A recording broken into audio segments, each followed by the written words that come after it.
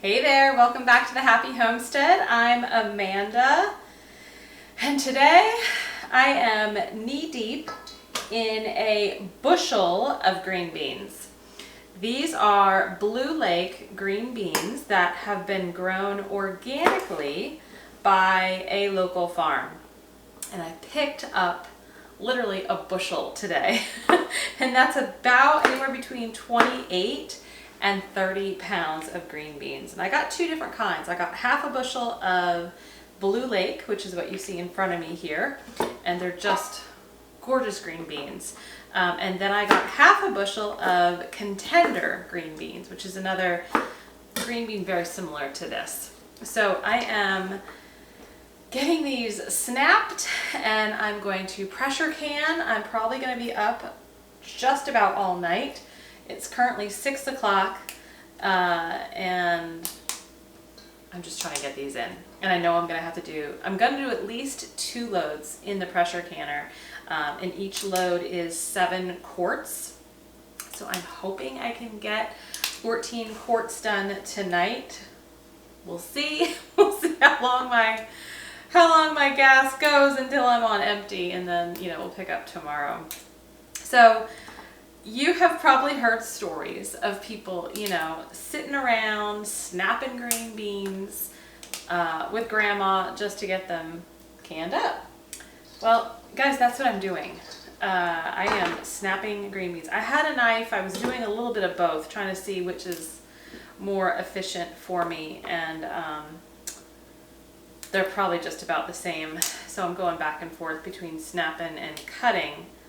So yeah, you hear the stories about grandma snapping and everyone's helping her out. Well, tonight it's just me. I even made a comment to my family about that. They went out to dinner with a friend. Now, as I say that, someone's gonna see this and know us personally and give my husband crap. And no. This was my choice to be here tonight, to get this done, to honestly just have a little break, right? The house is quiet, things are done, and just enjoy this time canning up the green beans. So they're out. I've got some peace and quiet. Marley, our dog, is here with me, and I'm just snapping away. And in my quart jars, I put a 1/4 teaspoon of Redmond real salt and 1 tablespoon white vinegar.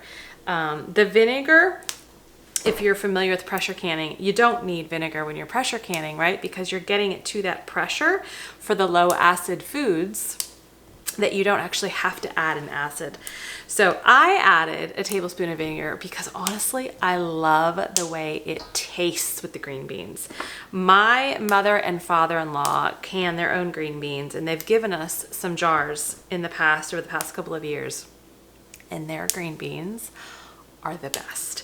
And I have not yet asked, but I think they put a little vinegar in them because I've always just tasted it when we've opened a jar and eaten it with dinner, and it's so good. So that's what I am trying this time. Our green beans in our garden, oh man, what a fiasco that's been. I had all of these amazing and lofty goals to can up lots and lots of quarts of green beans. And I planted probably close to 50 green bean plants, mostly Contender and Blue Lake, ironically, which is what I have here tonight. And so many of them got destroyed by cutworms. It's like this little moth that comes in, lays eggs, and then the larvae just come in up the stem like of the newly emerged seedling and stem in the plant, and they just go to town eating everything. And you can tell because the next morning it looks like a deer or a bunny has just chopped, all of the leaves off. But I know it wasn't a deer or bunny because we have a fence around our garden. So it was the cutworms. And so I had to spray some BT to help with that. And the plants are starting to recover, but I'm not going to have nearly the harvest that I had hoped. So in comes this local farm with these beautiful organically grown green beans.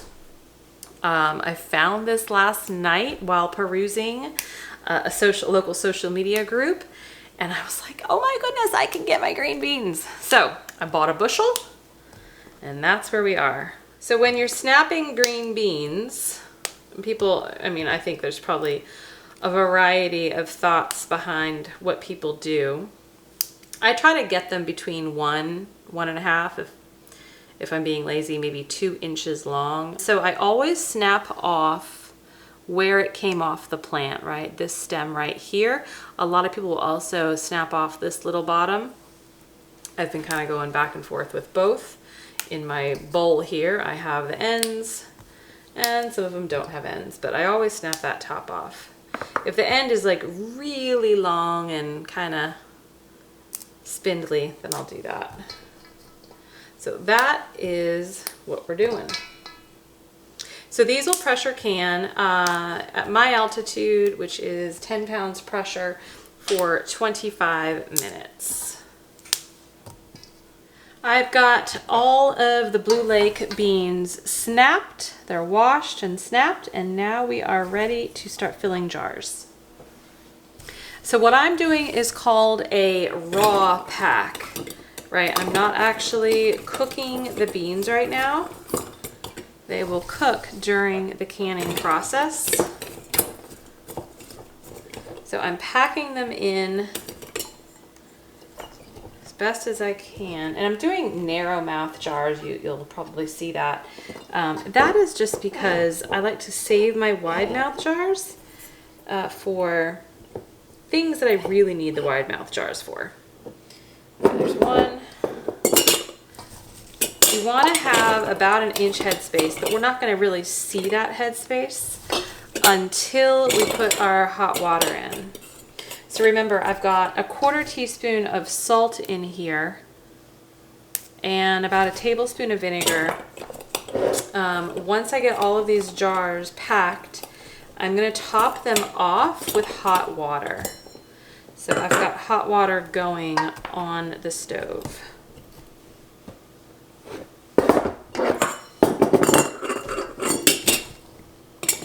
And then once you pour the hot water in, you make sure you have your 1 inch headspace. Put your lids and rings on, put them in the canner, and begin the pressure canning process. Meaning, you got to get your canner venting steam for about 10 minutes, remove any air pockets. And then once that happens, you can put your weighted gauge on, or your dial, go by your dial gauge, get it up to pressure. Once it's up to pressure and the first rattle of, I'm using a weighted gauge, the first rattle of the weighted gauge starts, then you start your processing time of 25 minutes.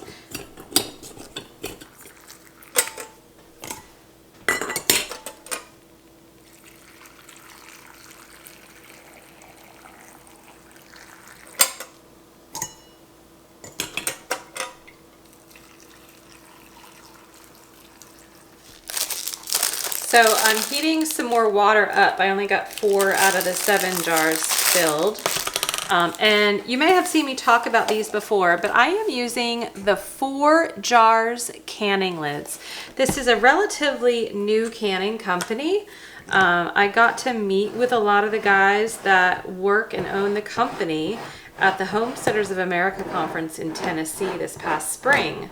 And I was so impressed with them, just as people and individuals, right? And their company, with what their company does, what they stand for, and how they're really just trying to help other canners with having another option for lids. So I have been canning with these lids now for probably 3 to 4 months, and I have had no problems. Not one seal has come loose. Every jar has sealed appropriately, and I am extremely pleased with these. And they're actually like a thicker grade metal too than the ball jars. So I have a link down in the show notes where you can get 10% off of your first 4 jars order, and really probably any order subsequently after that. Doesn't have to be your first order, but I'd highly recommend you check them out and give them a try within your kitchen. All right, so I've got these 4 jars lidded and ringed up. I've got my All-American canner over there on the stove. It's on very low heat, but I'm gonna go ahead and start putting these 4 jars in while the hot water heats up for the remaining 3.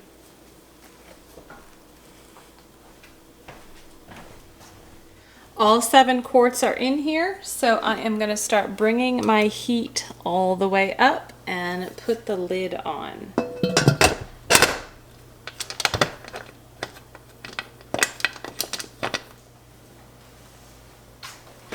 So while that load is going in the canner, and that was half of the bushel, I now have the other half of the bushel to wash and snap. And so these are the contender green beans. And just first glance, they look obviously very similar to the Blue Lake. They might have a little bit lighter color. But yeah, I'm canning these separate because I'm really interested to see if I see a difference in either how they taste or how after they've been canned, right, opening up, how they hold up through the process, which ones maybe remain a little bit more better texture, and obviously which ones maybe remain better flavor. So that's why I'm canning them in 2 ways, and I'll mark on the lid which one's Blue Lake and which one's contender.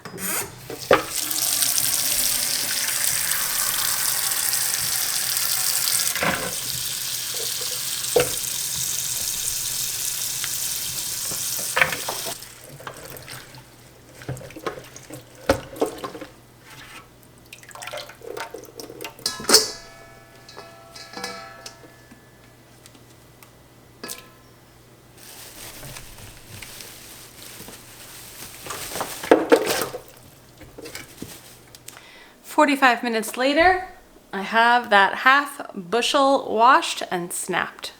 So all the green beans are washed and snapped.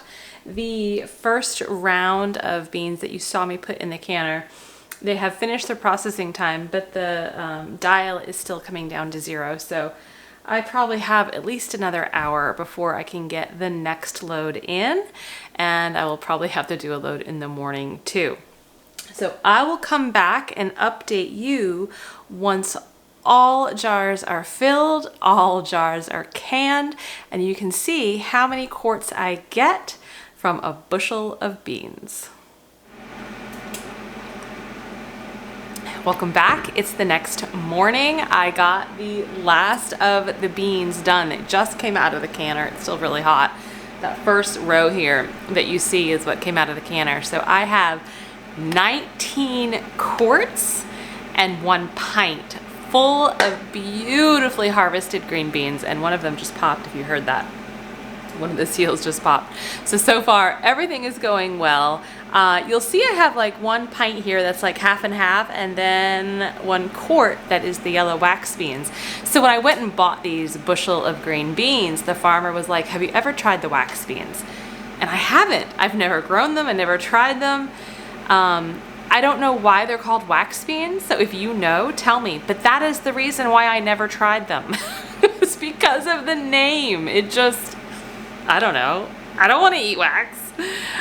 I know they're not wax, but that's just why I never tried them, because of that. So he was like, here, no, these are even better than the green beans. And so he gave me this bag of wax beans.